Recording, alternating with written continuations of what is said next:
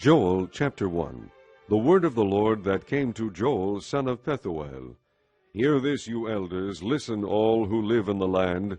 Has anything like this ever happened in your days, or in the days of your forefathers? Tell it to your children, and let your children tell it to their children, and their children to the next generation.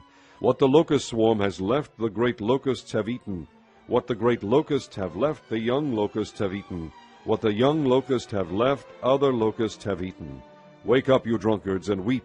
Wail, all you drinkers of wine. Wail because of the new wine, for it has been snatched from your lips. A nation has invaded my land, powerful and without number. It has the teeth of a lion, the fangs of a lioness. It has laid waste my vines and ruined my fig trees. It has stripped off their bark and thrown it away, leaving their branches white. Mourn like a virgin in sackcloth, grieving for the husband of her youth. Grain offerings and drink offerings are cut off from the house of the Lord. The priests are in mourning, those who minister before the Lord. The fields are ruined, the ground is dried up, the grain is destroyed, the new wine is dried up, the oil fails. Despair, you farmers, wail, you vine growers, grieve for the wheat and the barley, because the harvest of the field is destroyed. The vine is dried up, and the fig tree is withered, the pomegranate, the palm, and the apple tree, all the trees of the field are dried up. Surely the joy of mankind is withered away. Put on sackcloth, O priests, and mourn. Wail, you who minister before the altar. Come, spend the night in sackcloth, you who minister before my God.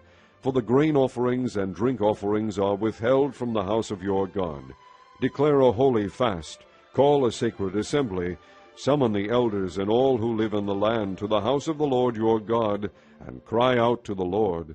Alas for that day, for the day of the Lord is near. It will come like destruction from the Almighty. Has not the food been cut off before our very eyes, joy and gladness from the house of our God?